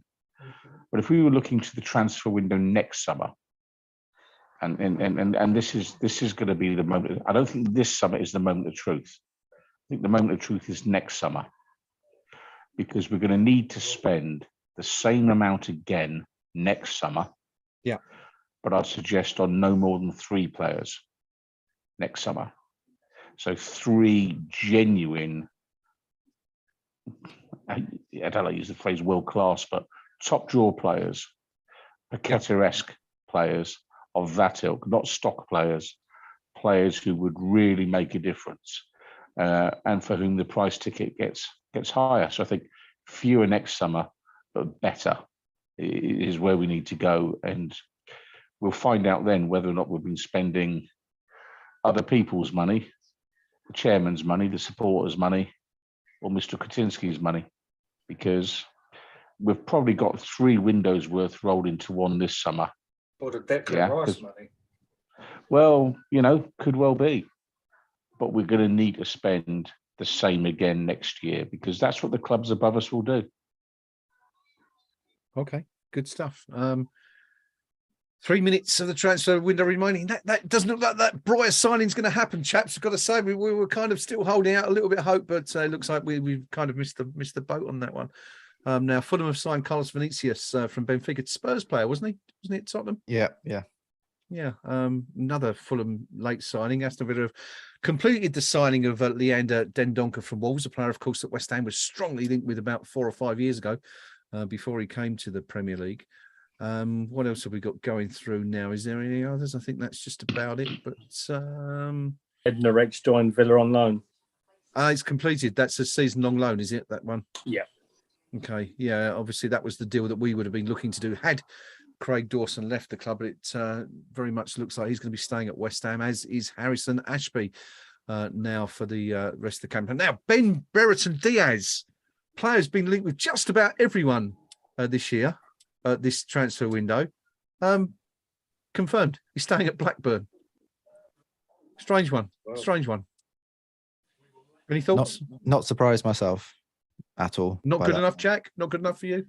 I can understand why everyone has swerved on it, because there's just not enough evidence. There's so much evidence of one level, and then there's 1 year at a completely different level, and no real gradual development there. It just, he went to Chile and came back a different player.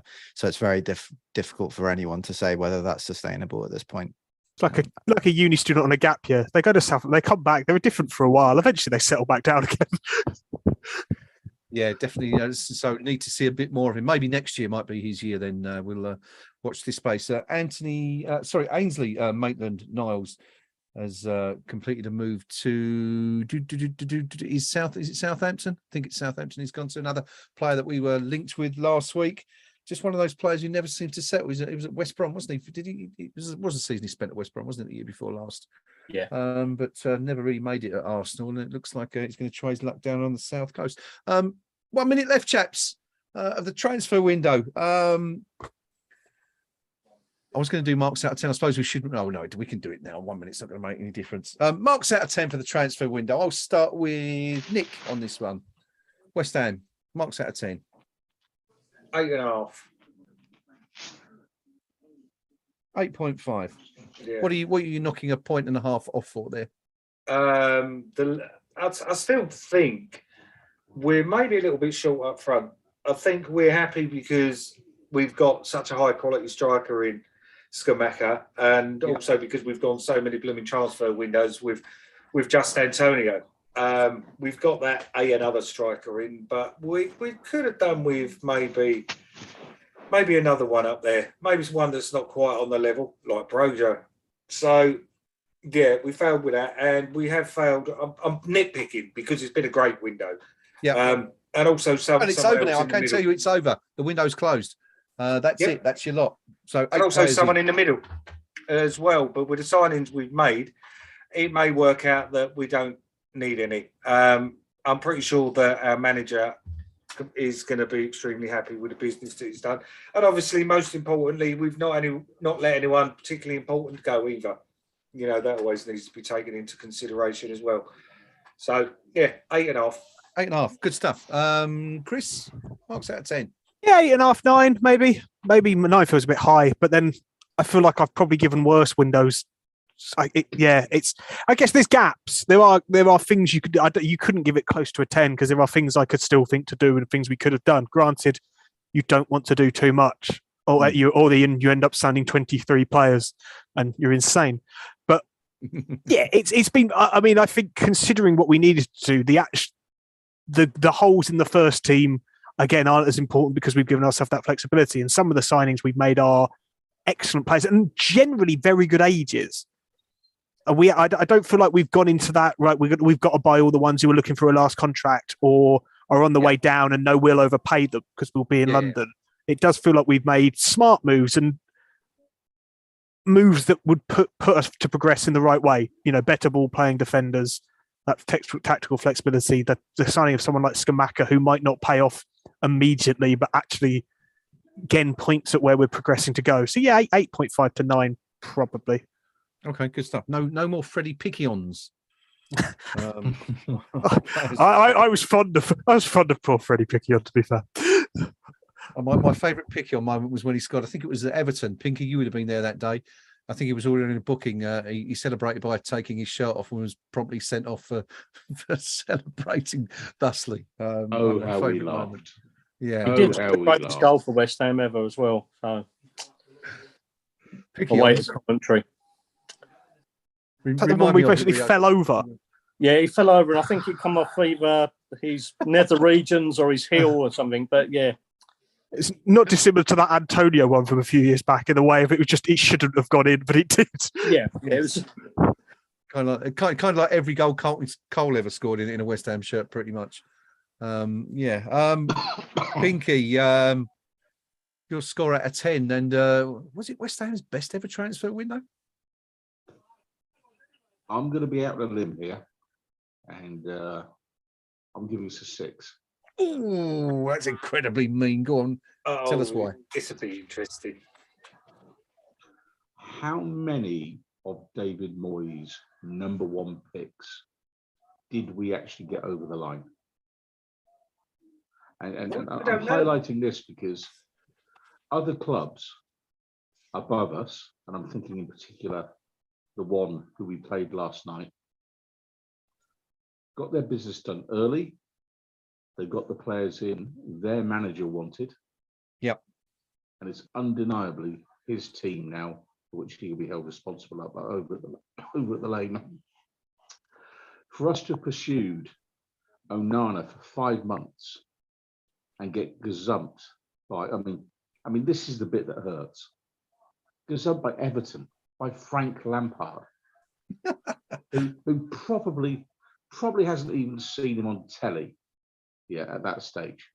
Okay, so we've put all our recruitment resources into chasing this target. Yep. Moyes clearly wanted, and then we get bypassed at the last minute. We then move on to, the press reports are to believe Sangaré from PSV, and you could say similar type of player, so there's some consistency. But we let ourselves get put off by him signing a new contract, which is just PSV just saying you're not going to get him on the cheap or his release clause. But then we just walk away from that. But the next thing we do is sign a completely different but very needed player in Lucas Paqueta. And you're saying, well, where was the plan? How many of the targets did we really get? And are we just back to chucking darts at a board and say, well, he's better than what we've got, so we'll have him? And that's why I'm going with a 6, because whilst undeniably we've plugged a lot of holes, I'm not convinced we have followed the plan that they started out with. And that's the concern to me, because that tells me somewhere in the background about getting the deals done, we're not as slick as other clubs. And I think that will come back to haunt us if we have genuine aspirations to move up the table. I mean, David Moyes has always made that point, hasn't he? That he's found it extremely difficult to compete with the big boys. Darwin Núñez being, the example, and the other lad who went to Liverpool earlier in the window, Rafinha, and who's the other lad? Plays alongside Bryce in the middle. Kelvin Phillips. All players so the intentions are there. But it's difficult, isn't it, to persuade a player who has the potential to play in the Champions League to come to a team that isn't in there. We know Paqueta, if he'd have had the opportunity, would have gone to a Champions League side, but didn't work out. I mean, Aulas, the president, pretty much made that clear in what was a bit of a spiteful, I thought, parting gesture to Paqueta. But that's kind of a point. I think it's a valid point you make, Pink. I think, and I also think the one we're really going to miss is Onana, because, as you say, that there was a clear strategy involved there. That was a player that we were looking at to build around core, especially if Declan Rice is going to be off next year. Yeah. You do make some very valid points, I think. So for absolute clarity, I don't have a major issue with the players we did sign. I think we signed some very good ones, but it's the deviation from the plan. Yeah, I'm sure they started out with that causes me the biggest concern, because there's something still not right, and that's the bit that we've got to fix. Yeah, I guess the bonus is that we didn't leave it to the last 48 hours as we've been wont to do in recent years. We're not scrambling around looking for players just to fill holes. We did manage to get players across the line. Emerson, all right, might not have been the first choice, but decent player. And let's hope they perform. Okay, so it's 6 out of 10 for Pinky. Jack, coming to you next. We're going to wrap up very, very soon. But Jack, what's your score out of 10? What do you reckon? 9. And in terms of what we could realistically have achieved, I think we've done a lot of it. I think there are still gaps, but I don't really think the striker thing is so much of an issue, because I think Cornet played that role pretty much all of last season with Burnley, so I think he's fine to deputise as a third choice striker, and Bowen has played there as well. So I think you've got 4 players who are capable of playing up front, and hopefully you don't get injuries to both of the 2 central strikers, because I think Cornet or Bowen come in as a strike partner for the other one in a back 3 system if you need to go there. Not so sure either of them could lead the line alone. So maybe you could get a third choice striker, but in terms of covering that with one signing, I think we did that quite well with Cornet. The only point I'm docking really is for lack of forward planning in the fullback positions. I would have liked to have seen one young fullback brought in either on the right side or on the left side.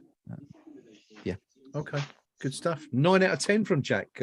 Best score so far. Rio, what do you make of it? I'm going to go for 8 out of 10. I'm delighted that someone has finally found a crowbar in the back office and wedged open the wallet of David Sullivan. I don't think the only thing missing is a bit of quality in the middle. You know, we need someone. I don't think Onana is the player either that we really needed. Right. But someone of that ilk, but not that particular player, would have been great. But yeah, and I think all the other areas, we plugged a lot of gaps. We've got options now, which is really good. And yeah, I think overall it's been a really positive window. Okay. No. Going back to the Onana and the ones we've lost, to Liverpool and stuff like that, I actually take a positive. Because the one we haven't mentioned that we were chasing all summer and along is our little mate Jesse. Yes. Now, Onana and Lingard, if rumours are to be believed, they went to these other clubs for money. And how many times in the past have we paid excessive wages to average talent to get them in, just to get them through the door? And it seemed this season that we did have some kind of coherent plan. There's what we're offering you. Here is what we think we're worth. Take it or leave it. Right. And Everton have cut, and as Pinky said, they've come in and gazumped us, fair dues. But if we don't think that Onana is worth the money that Everton is paying to him, then bye-bye. Years gone by, we would have done that. We would have paid extra. Look at what we were paying Yarmolenko, for example. Because even when we signed him, before his injury, he wasn't worth the money that we were paying him. And we did the same with Lingard. Forrest gazumped us with Lingard because we had a ceiling that we were prepared to go and we didn't deviate from it. So I actually take that as a positive. They've gone for the money rather than come to play for West Ham. And if that's the case, maybe they weren't for us anyway. But that's kind of my. We would not have signed Paqueta, would we? If we got Lingard and this other fella, probably not. Sometimes these things work out for the best. Yeah. But that's kind of my point, Nick, because I'm not saying Onana was the answer either. Yeah. I don't know nearly enough about him as a player. My concern was we pursued him for 5 months and then got to the point where, he wants how much? So that kind of tells me either we didn't do our research very well, we didn't have a relation with his agents, such as they were, worth a candle. Same with Lingard, and it's kind of like, we set down, well, this is the plan, and we've just gone something completely different. And it might be the harsh... It seems like the human element and the greed or, the decision-making of the player is taken possibly out. Possibly so, Nick. And it might be that the idea of having a plan that's worth anything is just a false starting position because of those variables that you're just referring to. So, I don't know is the answer, but I just feel that we're falling into the trap again of getting better than what we had, not what we really want. I would say that I'm quite happy to see us find a ceiling on certain players and not panic and overpay. I mean, the Onana, what you might be right about that, but eventually, if Everton were looking to go, look, we'll pay him 180 grand, we'll pay 40 million, and we'll pay Lingard for 1 year, 200 grand a week, which doesn't suit, neither of them suited us at that point. I do have some respect for, and I think it probably comes from having someone who knows recruitment and a manager like David Moyes who knows how to spend money and how to keep money. But it's just nice to see them not just go, well, we wanted him, so we'll pay 5-10 million more because, be damned when it does. Because actually those things have a knock-on effect a long way away down the road. I think in terms of pursuing someone for a long period of time, that maybe would be more relevant in previous windows where we didn't have a head of recruitment. I think when you've got a head of recruitment in place, you have several different options in several different positions, and we might hear about some of them, but I don't think you necessarily hear about all of them, and there'll be different players that we will have targeted for different reasons in different areas and different strategies. I don't think it's just about who you can sign in one window. There'll be a longer term view for that position. It might be something they revisit in January or next summer, and then the deal for an 8/10 came this window. It's just about I think more so when you have a head of recruitment, it's about identifying the areas that you're going to need to recruit in, and then how short term those things are, and you just have to weigh that up based on which players become available as the window goes on. Okay, excellent, good stuff. Anyone else want to add on that before I've just got to say, actually, before we carry on, Jack, it looks like you've got an admirer on the live chat.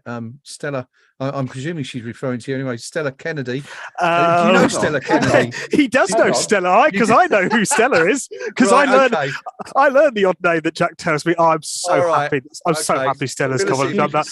Stella Kennedy has just dropped onto the chat to say the redhead, and let's be honest, Stella. Yes. Pinky, could be you, Pinky. The redhead is so cute. We've got a bit of a red head off here. And you've just assumed it's Jack. Well, I'm not having that.